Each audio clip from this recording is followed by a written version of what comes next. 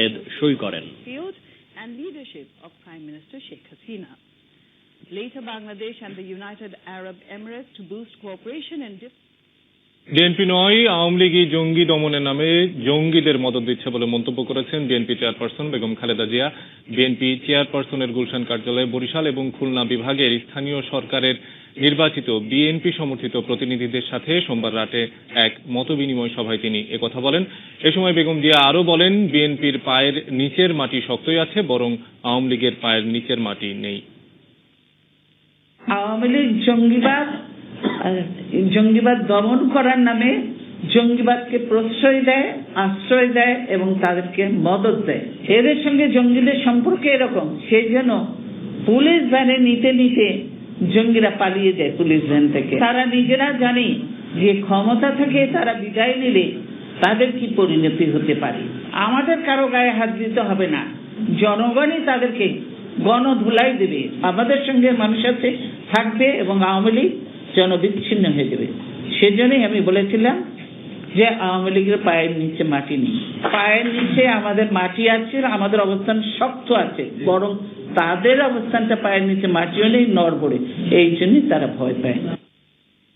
দল গুছিয়ে আন্দোলনে নামতে দিতে চায় না বলেই সরকার নেতাকর্মীদের গ্রেফতার ও নির্যাতন করছে বলে মন্তব্য করেছেন বিএনপির ভারপ্রাপ্ত মহাসচিব মির্জা ফখরুল ইসলাম আলমগীর। যুবদলের 36তম প্রতিষ্ঠাবার্ষিকী উপলক্ষে সোমবার দুপুরে শেরেবাংলা নগরে সাবেক রাষ্ট্রপতি জিয়াউর রহমানের সমাধিতে ফুল দেওয়ার পর সাংবাদিকদের সঙ্গে কথা বলেন তিনি। দিবসটি উপলক্ষে রাজধানীর বিভিন্ন এলাকা থেকে যুবদলের নেতাকর্মীরা খণ্ড খণ্ড মিছিল নিয়ে জিয়ার সমাধি প্রাঙ্গণে সমবেত হন। এ সময় তারা দলীয় ও সরকার বিরোধী বিভিন্ন স্লোগান দেন। দুপুর 12টার পর মির্জা ফখরুল ইসলাম আলমগীর সহ দলীয় নেতাকর্মীরা সমাধিতে ফুল দিয়ে শ্রদ্ধা জানান। এ সময় বিশেষ মোনাজাতও করা হয়। পরে সাংবাদিকদের সঙ্গে কথা বলার সময় যুবদল সভাপতি মোয়াজ্জেম হোসেন আলালকে গ্রেফতারের সমালোচনা করে তার মুক্তি দাবি করেন মির্জা ফখরুল।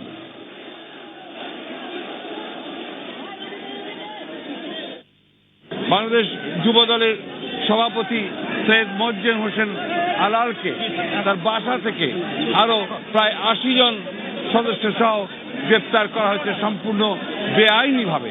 তার এই গ্রেপ্তারের মধ্য দিয়ে এই সরকারের যে ফ্যাসিবাদী আচরণ, তাদের যে স্বৈরাচারী আচরণ, তা আরেকবার প্রকাশিত হয়েছে। দল যেন গোছাতে আমরা না পারি এবং অন্যান্য নেতাদের গ্রেফতার, মিথ্যা মামলা দেওয়া, তাদেরকে রিমান্ডে পাঠানো এবং গতকাল এবং আজকে পার্টি অফিসের সামনে ককটেল নিক্ষেপ করা তাদের এজেন্ডা দিয়ে, এই সব কিছুগুলি হচ্ছে একটি মাত্র লক্ষ্য, যে যেন এখানে আন্দোলন করতে না পারে দেশের মানুষেরা।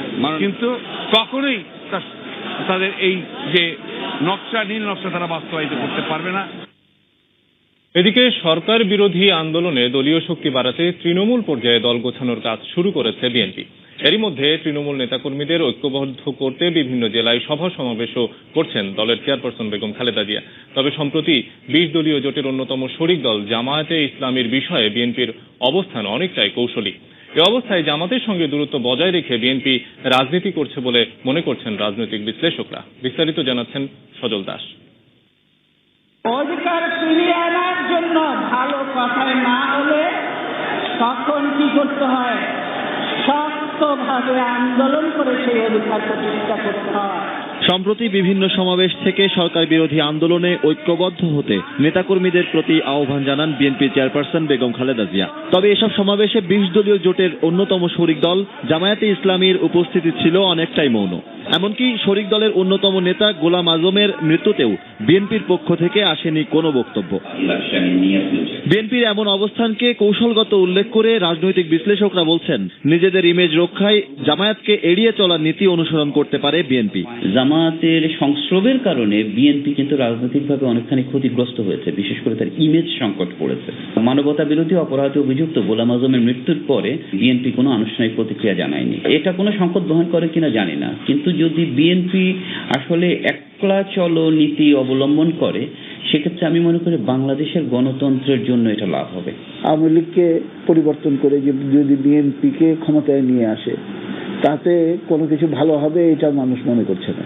এর মাঝখান থেকে এই মৌলবাদী সাম্প্রদায়িক শক্তি তারা কিন্তু তাদের এজেন্ডা নিয়ে সামনের দিকে অগ্রসর হওয়ার চেষ্টা করছে। তবে জামায়াত বিষয়ে সুস্পষ্ট কিছু না বললেও বিএনপির দাবি 20 দলীয় জোটকে সাথে নিয়েই সরকার বিরোধী আন্দোলন করবেন তারা। আমাদের কথা স্পষ্ট, আমাদের 20 দলীয় ঐক্য জোট আছে। আমরা 20 দলীয় ঐক্য জোটকে নিয়েই আন্দোলন করব। শুধু তারাই নয়, এর বাইরেও যারা আছেন তারাও যদি এই সরকার বিরোধী আন্দোলন আসতে চায় বা আমাদের আন্দোলনকে সমর্থন করে, তাহলে আমরা তাদেরকে স্বাগতম জানাবো। আগামী আন্দোলনগুলোতে বিএনপি কিভাবে জামায়াতকে ব্যবহার করে তার উপরই জোটে দলটির অবস্থান পরিষ্কার হবে। তবে রাজনৈতিক দলগুলোর অবস্থান যাই হোক, দেশে বিদ্যমান রাজনৈতিক পরিস্থিতিতে উদ্বিগ্ন রাজনৈতিক বিশ্লেষকরা। সজল দাস, সময় সংবাদ, ঢাকা। মধ্যরাতের সময় আরো থাকছে। চট্টগ্রাম বিশ্ববিদ্যালয়ের ভর্তি যুদ্ধ শুরু। সমাজবিজ্ঞান অনুষদে 893 আসনের জন্য লড়ছেন 30,000-এরও বেশি শিক্ষার্থী।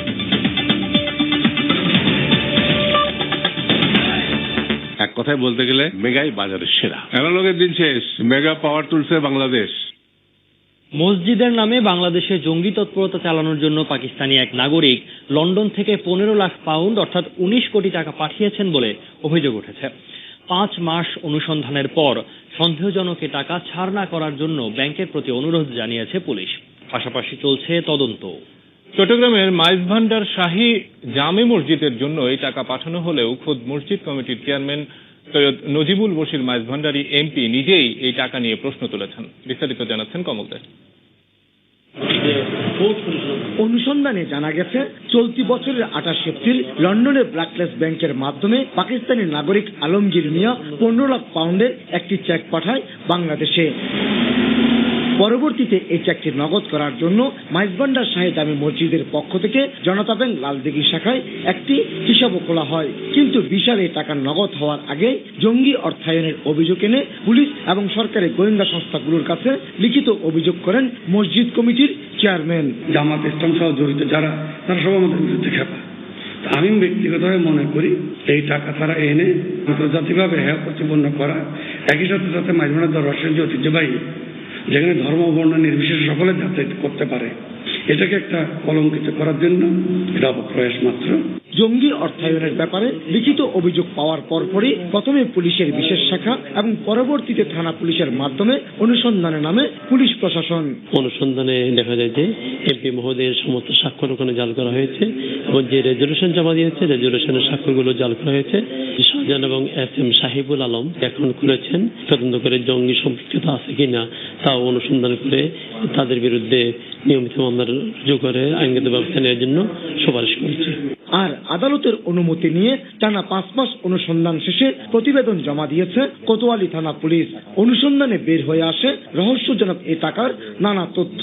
জঙ্গি কানেকশন হতে পারে, আবার এই টাকাগুলো লুটপাটের বিষয় হতে পারে, যে অনেকেই বিদেশ থেকে বিভিন্ন উন্নয়নের কথা বলে টাকা এনে নিজেরাই এটি হজম করেন, এরকম হতে পারে। সংঘবদ্ধ ব্যাপার এবং এটি ইনস্টিটিউশনাল ব্যাপার, এই জন্য এটি দুদকের আরো তদন্ত হওয়ার দরকার এবং আমরা সেই সুপারিশটি রেখেছি।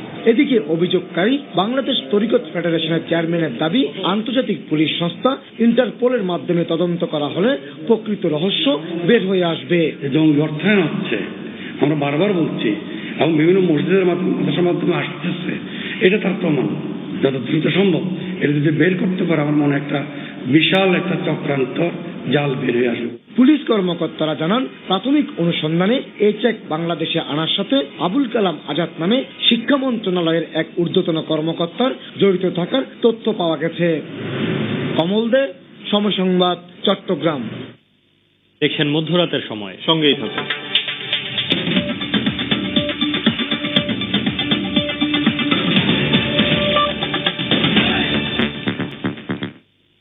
দেখছেন মধ্যরাতের সময়। ময়মনসিংহ নার্সিং কলেজে অধ্যক্ষ এবং হাউস কিপারের পদত্যাগের দাবিতে আন্দোলনরত ছাত্রীদের হলে ঢুকে লাঠিচার্জ করেছে পুলিশ। এ সময় কমপক্ষে 15 শিক্ষার্থী আহত হয় বলে দাবি করা হয়েছে। এদের মধ্যে গুরুতর 5 জনকে ময়মনসিংহ মেডিকেল কলেজ হাসপাতালে পাঠানো হয়েছে।